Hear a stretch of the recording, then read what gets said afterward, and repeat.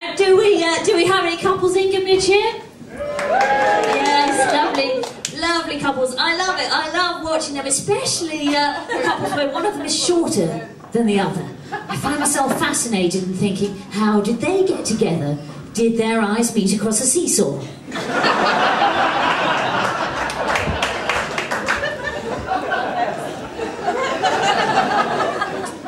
Difference is scientifically interesting. Men often go for a woman who's a bit shorter than them. Women go for a man who's taller. Evens out in heterosexual relationships. But did you know, in the gay world, these desires for a taller or shorter partner carry over? It's quite hard for a short lesbian to catch the eye of a slightly taller lesbian. She's looking for a taller lesbian, and that carries on and on in an endless spiral. And in some ways it's good too. Gay people can't make a baby because runaway evolutionary theory would mean that lesbians would evolve and get taller and taller and taller and taller and taller, and gay men would get shorter and shorter and shorter and shorter and shorter, till we couldn't possibly all coexist in the same society. It'd be ridiculous, wouldn't it? People would be like, ah, the lesbians are coming, run away, they're going to crush us with their giant Dr. Martin boots. Pick up that little teeny tiny gay man, he can't run very fast with his tiny legs, like that.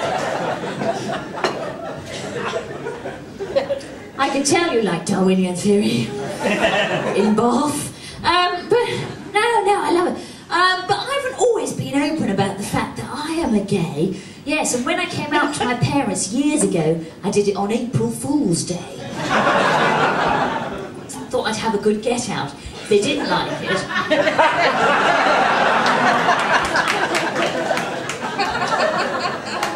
Turns out they did. They were excited, like, oh, our daughter's done something interesting. I was the one who was ashamed, inhibited, didn't want everyone knowing, but they started going around telling all the neighbours, handing out flyers, printing up t-shirts, trying to get us all on Kilroy. My mum tried to tell me something about her and her friend Joan on holiday. Didn't want to hear it, was disgusting. Yes. But no, it is quite hard actually being a gay woman, because we don't have this thing that gay men have. They have an app on their iPhone called Grindr. Have you heard of this? Basically, if you don't know what it is, it tells you where the nearest gay man hiding under a table with his cock out is. That's sort of what it is. But they've tried to do one for lesbians, but because women don't quite work in the same way, it hasn't caught on. I logged on to it, it said, hello Rosie, your nearest lesbian is in New Zealand. By the time I'd flown over there, she'd come to London. So, it didn't really work out very well.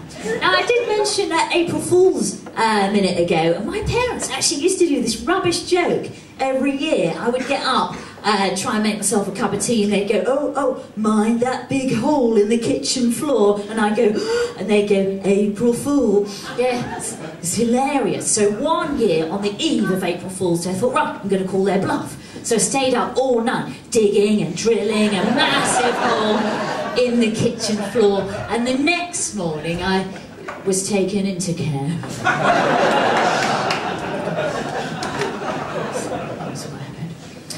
I've even got, at the moment, I've got a gay travel card that I've been using to get around in London. Now, when I say I've got a gay travel card, people think I swipe it and it goes, ooh. But no, it's got this gay slogan on. Look, it says, some people are gay, get over it. But actually, I was in love with a straight girl at school, so it would have been better for me if it said, some people are not gay, get over that. But I had to hand it in to the man behind the little window at the tube the other day because he wasn't reading. I couldn't get in, and he said, oh, madam, that's because your card is curved. And I wondered if he'd carefully avoided saying, it's bent.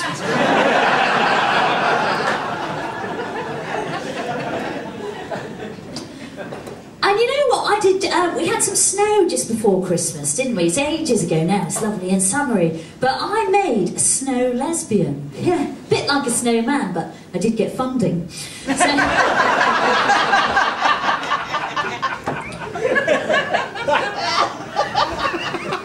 But talking of strange slogans, I found this one actually on now this seems to be a packet of pine nuts from Morrison's, so it's already a paradox. And there's a sort of green square frowning and it says, "This packaging cannot be recycled, but because we care about the environment, we're working on it." And I thought, wouldn't it be brilliant if we could all just brush things off like that, especially with our partners? "Oh, I'm sorry, darling, I can't be bothered to listen to you moan about your day, but because I care about you, I'm working on it." And then I thought of another one when I was at the cash point, and you know, in those times when someone's trying to have sex with you, but they're a bit fumbly. Wouldn't it be good if you could suddenly say, "After 3 unsuccessful attempts, my vagina will lock."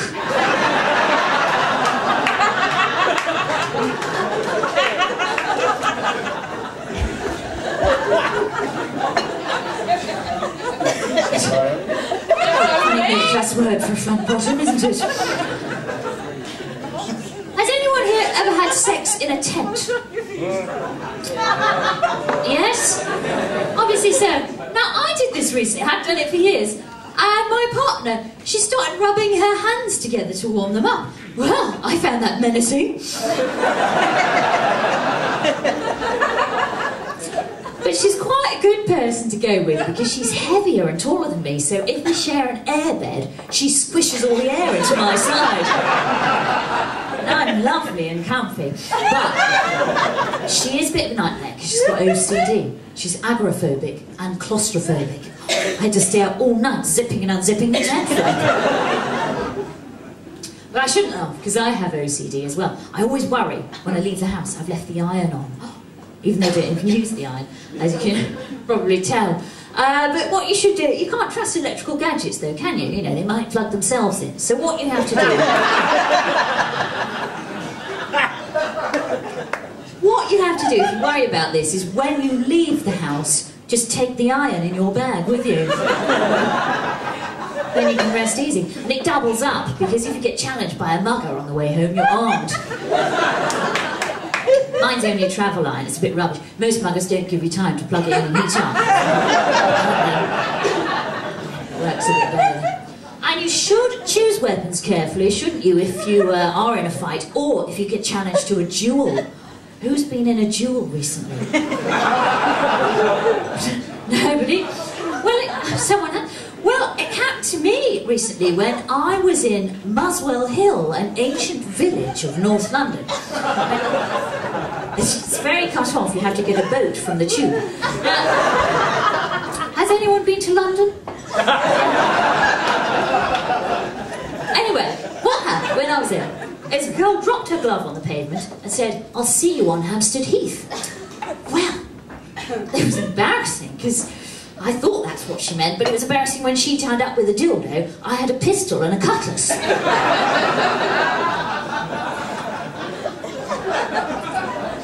But I shall just leave you with a tip. I'll just leave you with a tip about kissing, for those of you who are in love tonight. Who likes kissing? Yeah! Oh, so more straight to penetration this side. Down to it. That's how you were divided at the start, like some odd wedding. Anal. Yes. No, I love kissing. It's the best part of sex, isn't it? Because at that stage there's still hope. And in the book, look at your face. In the book, The Joy of Sex, it says, a good mouth-to-mouth kiss should leave its recipient breathless, but not asphyxiated.